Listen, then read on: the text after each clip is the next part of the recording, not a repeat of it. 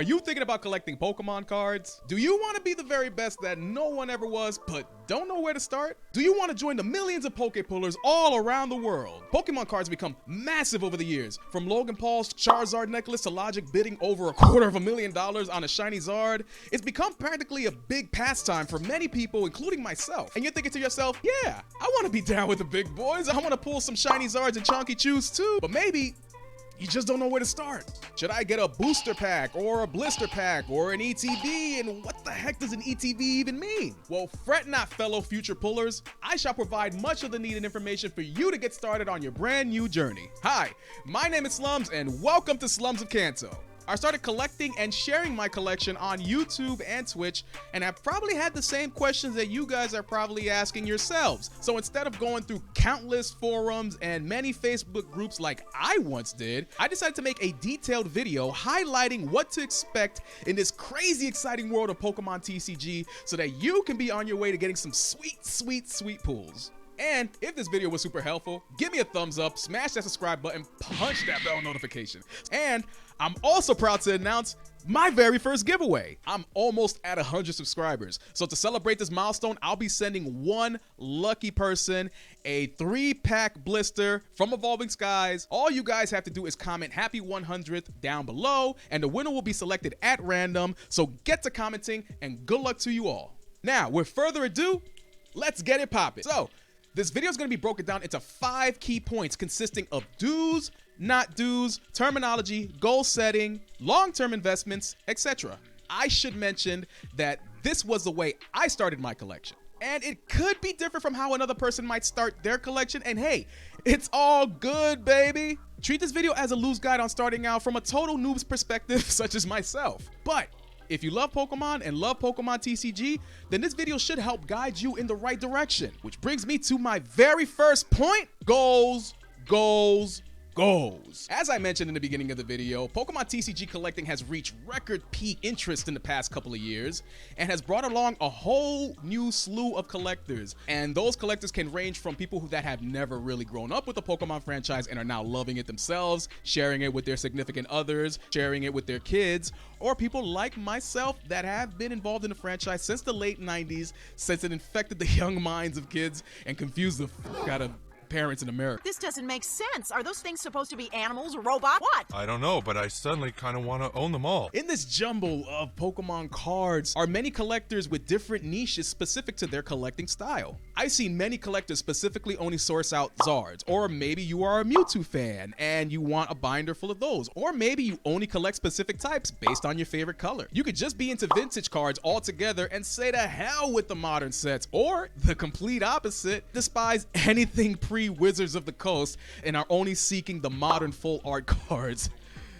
Seriously, get those retro ones. They're freaking awesome. Whatever that attraction is, make that a goal or a main goal to your collection. And it could be just simple as completing a main set like Chilling Reign or Battle Styles, or take a page from me and collect based off certain illustrators. All right, I'm a huge Miki Tanaka fan. All right, I have a goal to fill up a whole binder full of nothing but her artwork, and she's been doing artwork since Fossil days, so that's gonna be a hunt for me, man. But if that's not what you're looking for, maybe you want a binder full of Mitsuhiro Arita cards, the original designer of the Chonky Chew and Charizard. He's got really cool designs, a lot of dynamic stuff with Pokemon either posing or fighting. It's really cool stuff. Set a goal for yourself for your collection and you should have a great time.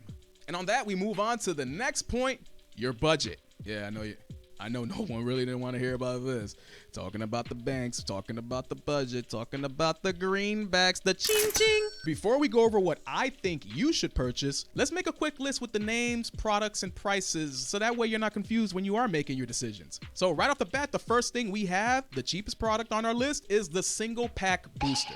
You get 10 random cards from a set of your choosing. With those 10 cards, you also get an additional code card that you could use for Pokemon TCG Online. These retail from $3.99 to about $5 and can get more expensive depending on how old the set is or the allocation or availability of the product. So just keep that in mind.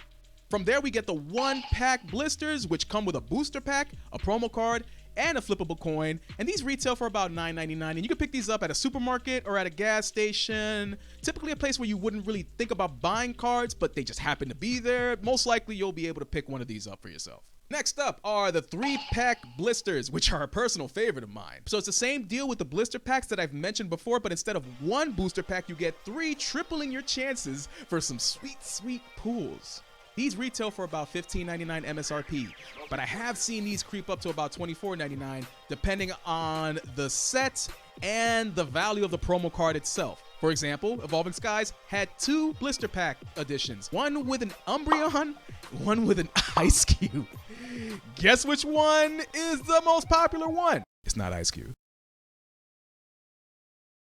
It's not Ice Cube. From blister packs, we move on to the big boys, the ETB or Elite Trainer Box. So for $39.99 MSRP, you get 8 booster packs, some sleeves of the Pokemon featured on the artwork, deck dividers of the same artwork, some damage counters, a die or coin depending on how old the set is, a separate deck full of energy cards, a player's guide to the book, and a booklet with the official rules of the Pokemon TCG. I think this box set is perfect for beginners, kids, noobs such as myself, and they look really nice on display.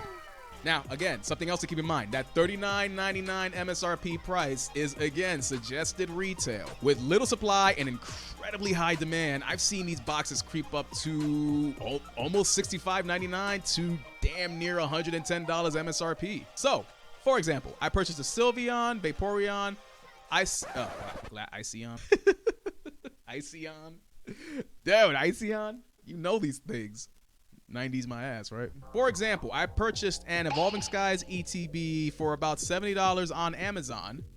It retails for about $45 MSRP, maybe $39.99. But I've seen other ETBs like Champions Path, which was released back in September of almost 2 years ago, sell for $110. The recent set that's coming out soon, Celebrations, also has an ETB that's selling for 80% above MSRP or about $85, $79.99. Though, again, prices vary depending on how old the set is and allocation. But even so, regardless of them being hella sought after, ETBs are perfect for beginners. The last one I want to list before we move on, which is another favorite of mine, is the booster box. This box contains 32 booster packs and sells for $120 MSRP. If you got the money to spare and don't mind getting a bunch of copy cards while searching for your chase card, then this is perfect for you.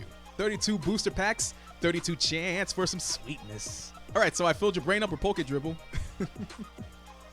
You have your wallet out and you're ready to make a purchase. Which one are you gonna buy? Not surprising, given on how long I spoke about them. That ETB is the perfect purchase for you to get as a beginner. The pull rates for ETBs are insane and you are not going to be disappointed.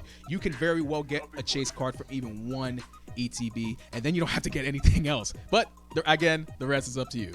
Okay, now we're at what I think is the most important section of this whole video, and that is pull at your own pace. Now, this is something I just recently learned, so please bear with me. So while you decided to buy your new box set, you're excited to pull this open, you're going online to see what possibly could be released in the next couple of weeks, and oh my God, Celebrations comes out Friday. Maybe I should get a jump on that. Do I have some money to spare? Okay, looks like I don't. Maybe I could sit on this one and wait till the new set comes out. When is it? In November? Jeez, I could put some money away. Let me check out the pre-orders. All the pre-orders are gone. Okay, well maybe there'll be more. Or maybe I could check another website where the pre-orders are still there. They're selling for 200% above MSRP. Okay, maybe I could just wait. But if I buy this set and I'm able to afford this set, most likely I won't be able to afford the next set. What if I don't like the cards that I'm pulling from this set? What if there's no chase cards? What if there's nothing? What if I have nothing to pull out for? Why? Slow down, big fella. Let me break you off a little something. With your budget and goals already established, you already have a good idea of what products you want to purchase and pull. But, and this is very important to keep in mind, you do not have to buy every single product that gets released. You don't have to buy every single product to get amazing results. Pull rates, or the ratio of rare cards per pack pull, vary depending on different factors of specific sets. So if the set has a large amount of common and uncommon cards, very little full art, alt art cards that you actually want to add to your collection, is it even worth buying? Is it even worth investing in this set? Maybe there are cards from the next set that I'd want more than this current one, and I could, save up the money, and that way I could purchase more than what I was actually going to. And that's the beauty of Pokemon TCG releases. They release 4 times a year, quarterly. with a special set wedged in for a certain event like the upcoming celebrations. There are countless websites for you to go and research on what cards are to be expected in a collection, because remember, they all get released in Japan first. Now, not a lot of cards make those sets, but it still gives you a good idea of what cards will be released in the American edition, or the international edition rather, so that way you can formulate a good plan on when to buy these packs and when to save your money. So one of those websites being TCGplayer.com is one that I usually frequent. Oh, just real quick, guys, I want to share with you a website aside from TCG Player that has every set released in order from most valuable card to least valuable card, and that is donglair.com/Pokemon. I'll leave the link in the description down below. With the knowledge you have, you know which sets are most investable depending on the value in the card itself, and you can make wiser budgeting decisions and not feel so bad about skipping a set or two. Remember, guys, they're just cards. Cards. It's cards. Now, you got your products to your house, you're ready for ripping and some pulling. Now what? You gotta store your cards, buddy. You gotta crate your cards, man. Something that I've noticed in my small time as a pokepuller, and yes, I'm using that. I'm trademarking that. Don't you dare take my sauce. One thing I've noticed that's different amongst many collectors are the different methods of card storage. This one is purely opinionative. And it all depends on you and your style. Now, if you want to get a dope-ass binder as your main card crate, you're more than welcome to, especially if you want to show them off to your friends. ETB box, which is handy for storage of your bulk cards, like I said earlier in the video. Or maybe you play TCG on the go and you actually need a legit deck box. You can keep your cards nice and stored. I love Marnie, by the way. She's cool. Before placing cards into anything like I just showed you, I would highly recommend you sleeve the bad boys up as well, or don't sleeve them. Again, it's totally up to you. I have clammy hands, and I don't want to ruin the cards that I pull, so I'm all about that sleeve gang, yo. Top loaders. Now, top loaders is something that you want to get for your valuable cards. Have a lot of benefits. They're like the ultimate protection, aside from putting it in a safe, I guess. They flatten the cards out, so if you have some curling going on from shuffling or just them being out in environments, they would help straighten them out. And they just make for cool display pieces. I wish I had some top loaders to show you, but that's on my Amazon list right now. I do need to get some, especially for my baby. Now, my friends, we are on the final point of this long Poke Dribble filled TED Talk, and it is one of the most important factors, if not the most important factor, and that is have fun. Guys, I am not kidding when I say that getting back into Pokemon cards has been one of the greatest decisions I've done this year, aside from getting in shape. The nostalgia is hitting all parts of my brain in the best ways possible. From opening the cards, feeling them in my hands, smelling the packs, it hits hard, it slaps. It's cool as fuck. As much fun as I'm having collecting and pulling, I'm also having fun sharing and connecting with other collectors. And if you do start on this new journey, I really do hope the same happens for you. Now is the perfect time to start your new journey. Like I said, Evolving Skies, the set that was released back in August, has so many full art, alt art, secret rare, rainbow rares, so many of them. There's almost 300 cards in that set. There's so many rare cards. You can literally single out one card and you could probably get it within a few packs. I'm not even kidding. It's very accessible like that. There is literally something for everybody in this set. And I'm almost certain that you can find the cards that you're looking for to start your own personal collection. I believe in you. You're gonna be great. Don't be afraid to look up your local card shops. You might be able to form some new friendships. Find some collectors that are willing to trade cards with you so that you can be closer to completing a goal or a set for yourself. Very important to keep in mind. The last thing I want you to keep in your mind, forming connections is part of the puller experience. It just is. It really is. Remember that. And there you have it, folks. I really hope I provided you with much of the information for you to get started along on your journey. If you have started on your journey and you did something different, or if I missed something out that you possibly did, leave a comment down below. Let's get a dialogue going. If this video was informative, please give me a thumbs up. And if you want to see more videos like this, please shoot me a subscription. You won't be disappointed. As I mentioned before, my name is Slumz, signing out from SlumzofKanto. Thank you. Have a great one.